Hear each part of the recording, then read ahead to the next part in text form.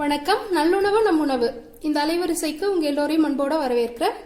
நம்முடைய அலைவரிசையில் இன்னைக்கு இட்லி, தோசை, சப்பாத்தி, சுடுசோறு இதுக்கெல்லாம் சேர்த்து சாப்பிட்றதுக்கு ரொம்ப அருமையா பொருந்தக்கூடிய தக்காளி குருமா எப்படி செய்யறதுன்னு பார்க்க போறோம்.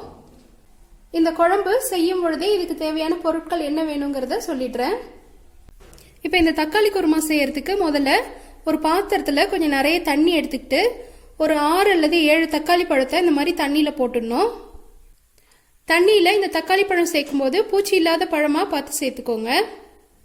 இந்த தக்காளி பழம் சேர்த்த தண்ணி நல்லா ஒரு கொதி வந்துருச்சு. இந்த தோல் எல்லாம் உறிஞ்சி வர ஆரம்பிச்சிருச்சு. இப்போ அடுப்பை நிறுத்திடலாம். இப்போ அடுத்ததா இந்த தக்காளி பழத்தெல்லாம் தண்ணியில இருந்து எடுத்து வேற ஒரு பாத்திரத்துக்கு மாத்திருங்க. இந்த தக்காளி பழம் எல்லாமே முதல்ல நல்லா ஆற வச்சு எடுத்துக்கணும். சூடா இருக்க அந்த தக்காளி ஆறதுக்குள்ளார ஒரு மூடி தேங்காய், கொஞ்சமா முந்திரி பருப்பு, ஒரு தேக்கரண்டி அளவுக்கு பெருஞ்சீரகம், இது எல்லாத்தையும் ஒரு அரவை கிண்ணத்துல சேர்த்து விழுதா அரைச்சி எடுத்துக்கலாம். தக்காளி பழம் நல்லா ஆறிடுச்சு. இப்ப இதோடைய மேல் தோலை இந்த மாதிரி உரிச்சு எடுத்துக்கணும். இதே மாதிரி எல்லா பழத்தோலையும் உரிச்சு எடுத்துக்கணும். எல்லாத்தையுமே உரிச்சு எடுத்துட்டு இந்த பழங்களை நம்ம கையாலேயே அப்படியே பிழிஞ்சு விடணும். இந்த ரசத்துக்கெல்லாம் பிழிகிற மாதிரி நல்லா அழுத்தி பிழிஞ்சு விடணும். இந்த தக்காளி பழத்தை அரவையில் போட்டு அரைக்க விருப்பம் இருக்கிறவங்க அரைச்சிக்கோங்க. ஆனால் இதை கையால் இந்த மாதிரி பிழிஞ்சு விட்டு சமைக்கும் பொழுது ரொம்ப சுவையாக இருக்கும். இந்த கை மணம்னு சொல்லக்கூடியது இந்த குழம்புல தெரியும்.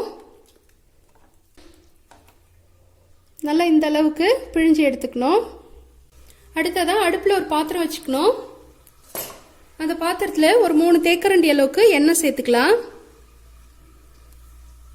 எண்ணெய் நல்லா காஞ்சதும் ஒரு தேக்கரண்டி அளவுக்கு கடுகு, கொஞ்சமா உளுத்தம் பருப்பு, ஒரு 4 கடலை பருப்பு, இது எல்லாத்தையும் சேர்த்துட்டு வெடிக்க விட்டுடலாம்.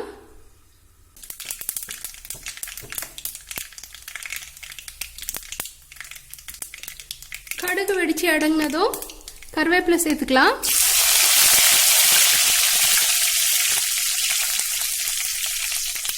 கூடவே 2 பச்சை மிளகாய் இந்த மாதிரி கீரி எடுத்து சேர்த்துக்கிறேன். 2 பெரிய வெங்காயம் இந்த மாதிரி பொடியா அரிஞ்சதையும் சேர்த்துக்கிறேன்.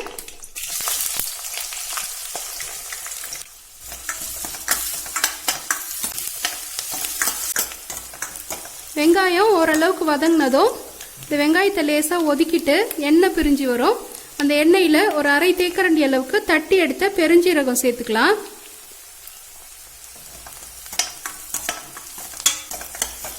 பெருஞ்சீரகத்தை இந்த மாதிரி சேர்க்கும் போது வாசம் நல்லா கிடைக்கும். வெங்காயம் வதங்கினதும் இதுல ஒரு தேக்கரண்டி அளவுக்கு வரமிளகா பொடி சேர்த்துக்கலாம். கூடவே ஒரு 1/4 தேக்கரண்டி அளவுக்கு மஞ்சள் பொடி, ரெண்டும் சேர்த்து கொஞ்சம் பரட்டி விட்டுடலாம். இந்த மிளகா பொடியோட பச்சை வாசம் போகிற அளவுக்கு பரட்டி விட்டுட்டு நம்ம கரைச்சி வச்சிருந்த தக்காளி பழத்தை இதுல சேர்த்துடலாம். இந்த பாத்திரத்தை அலசின தண்ணி கொஞ்சம் ஊத்திக்கிறேன். இது கூடயே நம்ம ஏற்கனவே அரைச்சி வச்சிருக்கிற தேங்காய், முந்திரி, பெருஞ்சீரகம் இந்த விழுதையும் இதுல சேர்த்துறேன். அடுத்ததா இந்த குழம்புக்கு தேவையான அளவுக்கு உப்பு சேர்த்துக்கலாம்.